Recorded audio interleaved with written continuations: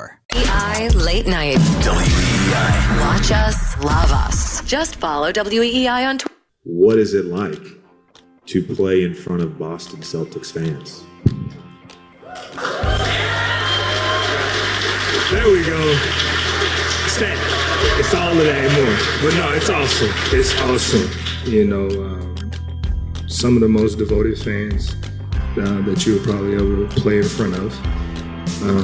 You know, just walking down the street, or, you know, some will see me going to the store or something, and, you know, I could be having a bad day, and it's, oh my gosh, you know, you're my favorite player, and, you know, put a smile on somebody's face, and, you know, my day's lit up. So the way that they cheer for us at the Garden, the way that they also boo our ass when we're not doing what we're supposed to do.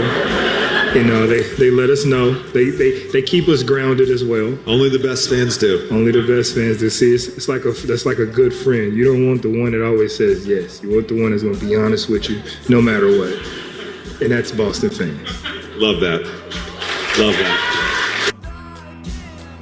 Boston Original 93.7 WEEI. It's KJ Late Night. Thank you so much for hanging out as Marcus Smart on JJ Redick's podcast, The Old Man and the Three, talking about the fan base, and he's absolutely right. Boy, we were ready to throw them all in the harbor after losing to Minnesota with the team with no name. That was embarrassing. Then they got the win against the Suns. You're like, you know, they beat a Suns team that had everybody. Maybe this team could turn it around, and then January happened, and the team got hot. So 617-779-7937 or on the text line 37937. Do you think this team, winners of 9 in a row, have what it takes to make a run in the playoffs? John in Maine, thank you so much for calling. You're on the air. Hey, KJ, how are you? Oh, man, thank you so much. Yeah, I think the Celtics are definitely better equipped with the acquisitions they made at the trade deadline. I felt like Josh Richardson was a good fit here, but I think Daniel Tice will be able to fill that role. He knows this team. When he puts that Celtics jersey on, I think he feels like that jersey fits him better than any other jersey. And Derek White, I feel like he looks to distribute the ball more often than, you know, take the ball himself. And something like Schroeder, he was always running around with the ball. He never passed it off as often. He kind of looked lost out there a lot of the times. And if you're a Celtics green teamer and you want to be optimistic about this team, I think this team has put teams on notice in the East, and it's safe to come out of hiding. Yeah, John, thanks for the call. I agree. You know, with Tice, you trade off, like, you say, okay, Ennis Freedom could have given you some points off of the bench, but you were getting no defense. And I always say you have to mirror who you're replacing. So if Tice is coming in to replace Robert Williams, you don't want that energy to go down. So you're like, okay, this guy can get some blocks, he could get a steal, he could make a three, he can just he's almost, I want to say Dennis Rodman, because Dennis Rodman's almost always a Hall of Fame, but in other words, do some dirty work in there and can get you some points. That you weren't getting that from the bench before. And yes, Josh Richardson was a good fit, but I think this team had to turn around its image from last year to say, instead of saying, well, this person fits okay here, and I think everybody knew that Schroeder was here just to, he was here for takeout. He just handled it better than the Evan Fournier did last year. So I think this team is one of those teams that right now coaches are saying the way these guys move the ball, the way they're playing together, I would be very scared, especially in a 7-game series. I mean, you just saw a Philadelphia team that just said, hey, look, we have to actually run Joel Embid like he's made of diesel. And that's not working out very well because once you know that the game is over, you pretty much have to get him out of there. All right, let's go to Joe in West Virginia on WEEI. Thanks so much for calling, Joe. Hey, KJ, how are you tonight? Excellent. Thank you for the call, man. Yeah, great showing by the C's tonight. KJ, if I could just simplify my theory on basketball as far as I like a trio, like as far as we're going back, with Bird, Parrish, McHale, and then moving forward with Garnett, Ray Allen, and I'm drawing a blank now, and Paul Pierce. Yeah. As far as, and they also would have supporting cast around them. When I looked right from the very beginning of the season with the NBA East, I had to rate, Giannis, Drew Holiday, and Chris Middleton as a best trio. Then I put Bam Adebayo, Jimmy Butler, Kyle Lowry from Miami, and I didn't really place the Chicago team, but I looked at the C's and I thought, okay, you have Brown and I have Tatum, and I couldn't decide whether Robert Williams III would be or Marcus Smart, but I felt like they had that nucleus of a team that could do something, and now they are starting to gel. I really like what they're showing as far as their poise on the court, and they're really distributing the ball well. I feel they can hang with everybody. I don't know what you think about Joel Embiid coming together now with the beard there. James Harden. Yeah. Thank you, James Harden. Joe, thanks for the call. Yeah. I don't think there's enough gas in the tank for both of them. While Embiid will give you defense and effective defense, you're not going to get any defense from James Harden. And because of that, again, those are going to be your two primary scorers. I think it's going to leave Tobias Harris kind of out in the cold. But back to the Celtics and them not necessarily having a three. And I understand that model of building a three-headed monster however you want. But there's also that San Antonio Spurs model, right, where you had two, maybe really one in it. You always had Duncan, and you're like, okay, you got Parker. Ginobili was kind of a guy off of the bench, but it wasn't three guys that made you go, oh, wow. One was a clear Hall of Famer. The other two were, like, very good. And I think the Celtics are, and even for a lot of teams, they have to say, if we don't have cap space, because if you're Oklahoma City, yeah, you could put three superstars out there, but those three superstars want to be there, a la Harden, Westbrook, and KD initially. So I think with the Celtics, as long as everybody knows their role and everything they know runs through the two J's, Robert Williams as an energy guy who can make high percentage shots, 75% shots, 65% from the field. You can bring in someone off of the bench like Tice who can rebound, give you a couple of buckets. The general, he can defend. Now, after seeing the way that he handled his own, I'm sure he gets dunked on, but you're going to get dunked on Joel Embid, but you can tell that was out of frustration tonight. He can hold his own on positions 1 through 5. So you have these small different pieces where you say, okay, if they don't have a big three, which I kind of was thinking like if they got Domantas Sabonis, then there's your three. But if you're going to go this route, then this is a very good route to go, with Derek White kind of being like the Ginobili piece and Tatum and Brown being like Duncan and Parker, if you will. All right, 617-779-7937, or the text line, it's 37937. KJ Late Night here on 93.7 WEEI. So, look, Coach Udoka, I give him a lot of credit. He's spoken his mind when things were bad, and people were questioning, okay, Jaylen Brown said what kind of coach they want. They got it. Things weren't pretty early on. But even Derek White played with them, these guys, with the USA basketball team from a couple years back. So there's a familiarity even with Ime. And he said, look, these recent wins have kind of built up this team a little bit. In terms of the rest of the team, though, do you sense that guys, I mean, this winning streak has brought guys more like, you guys kind of believe you can do this now after some tough times? Yeah, I think we took our lumps early, finishing games. But like I said the other day, and the team has always responded well to being challenged.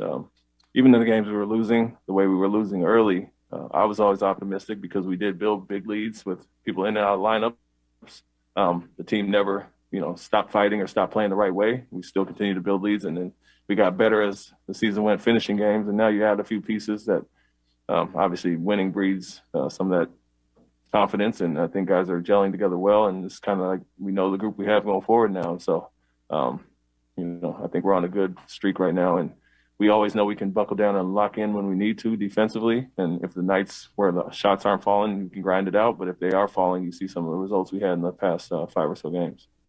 The Portland game, if this season becomes something that turns around that no one expected seeing, it's the Portland game that's going to be everything that turned the season around. They were a game below 500. Think about this. This is a team that's now 9 games above 500. This was a team that was a game below 500, that Portland lost. Didn't score for the last 7 minutes. Just coming off of the reputation of giving up leads. I was at that game and confirmed it was miserable. You paid money for that game. I think I joked you, it must have been very hard to decide if you were going to get up and get another beer or whatever libation you were having there because nobody had scored for 7 minutes. Like, wait a minute, I'm going to get up and miss a bucket because there were no buckets.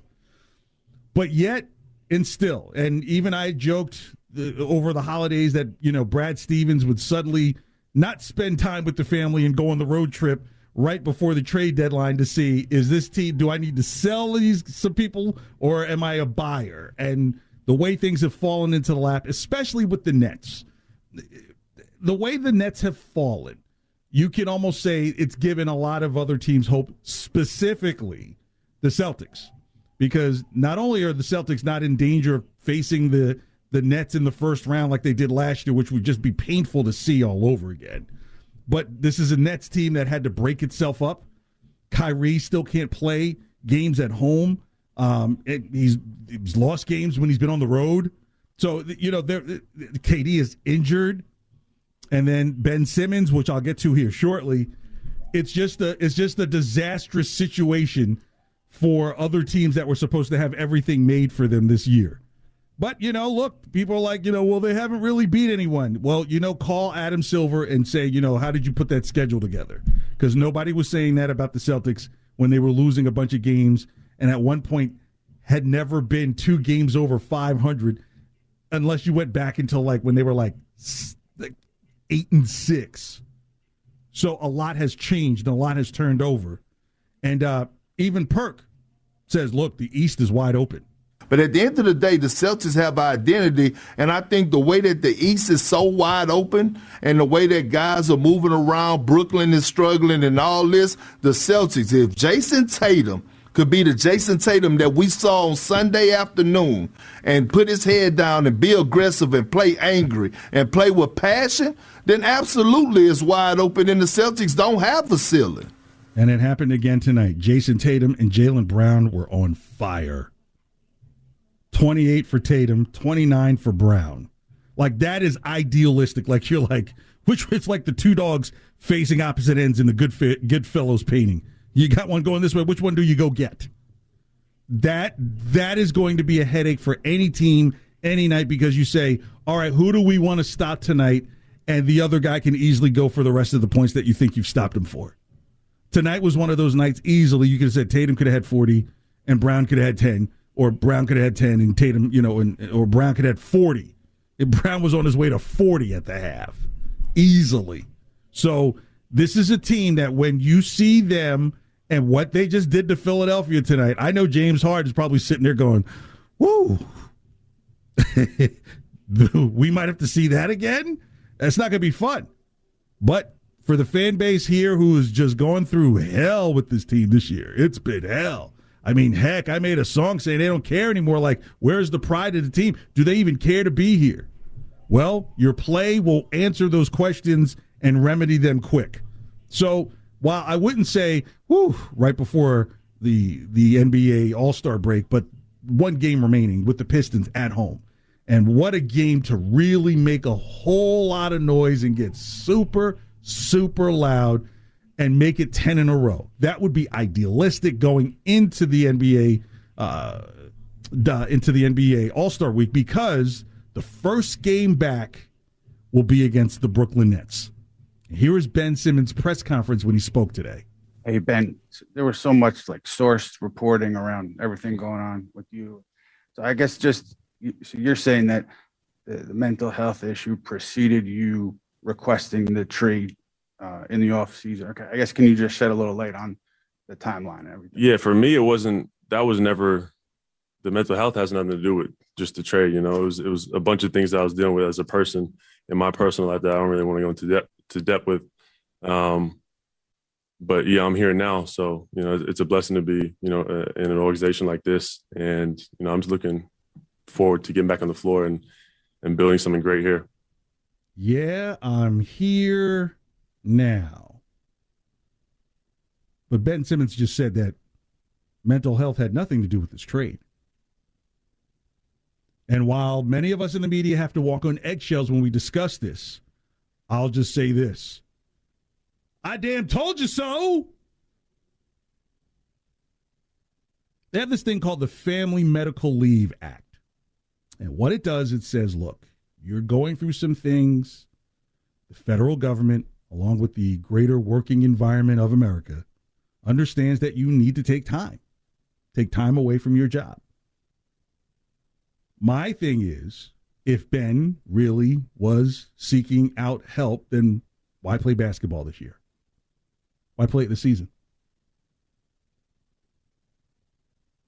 Why?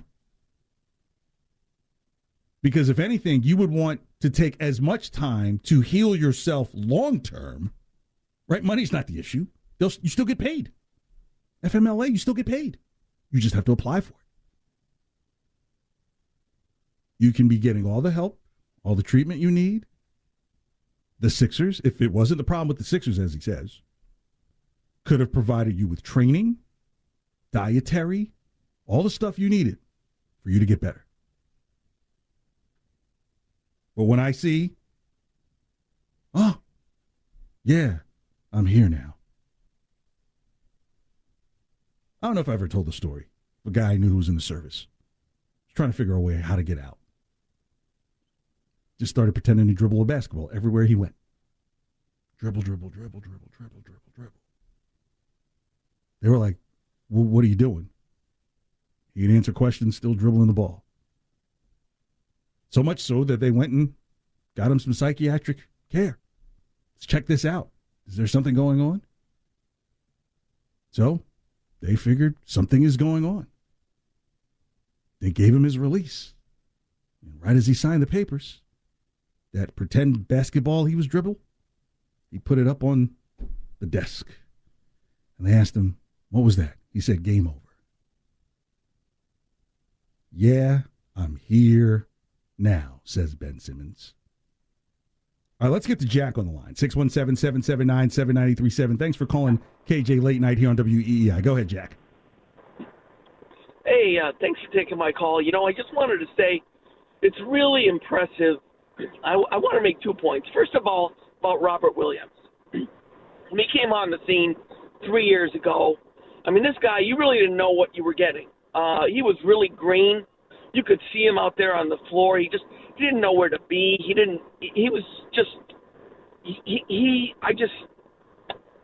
I was really unsure of what you were going to get out of him. He had a lot of energy. He had a lot of energy with no specific direction. Right, and when you look at his improvement, and you chart his improvement over the last 3 years, I mean, you can see the talent was always there, but this kid is smart. The way his positioning on the floor, his technique. I mean, I just see continuous improvement from him, and I think he has really been exciting to watch his upward mobility path. But I also want to say, for all of Jaylen Brown's talent, for all of Tatum's talent, when you compare these guys to some of the great players of the Celtics past, and I grew up watching Bird and McHale and Parrish and Ames. And, one of the things that these guys still haven't learned is that when they're having an off night, right? Okay, you're having an off night. Just don't keep throwing up bricks, right? Because then, your plus minus goes to crap, and you just start giving the other team too many chances for the game to get out of control. And I think that's where these guys need to mature a little bit. Jack, thanks. Yeah, thanks for the call, Jack. Yeah, I think that's the whole reason for the acquisition of Derek White is I jokingly last night I came with the nickname for him of Ray Donovan, like he cleans up the mess. And that's what Derek White is here for. Like, look, you guys are going to take your shots and some nights you're going to be off. But these guys trust him to take his shots and to not be as messy as their messy night may be. Richard in Providence, thanks for calling WEEI Late Night. Go ahead, you're on the air. Thanks. How you doing tonight? Hey, thank you, Richard, for the call. Yeah, so I think this guy White, as an addition to the Celtics, makes them a much better team. In fact, I consider him an offensive Marcus Smart. Yeah. And by that I mean the best of Marcus Smart's tenacity, defense. Speaking of which, did you see the Celtics game tonight? Absolutely. In any event, there was a play in it where there was a loose ball between two Philly players. Yep. And Marcus Smart, when the rest of the world would have stopped on the play, kept hustling, ended up stealing it and putting it in for a layup. I just thought it was 2015 Marcus Smart defense. Well, I think by him not being traded did a lot for him personally, right? I think you think that he's emotionally invested in the town, in the city, being honest with his emotions. Even if you know Marcus Smart's story going back to Oklahoma State, Boston has allowed him to feel like he belongs, right? He had a colorful career at Oklahoma State, no doubt. Right. But, I'm actually almost kind of like a LeGarrette Blount in a way, right? Like, okay, this is a place that's going to give me a chance for me to be me.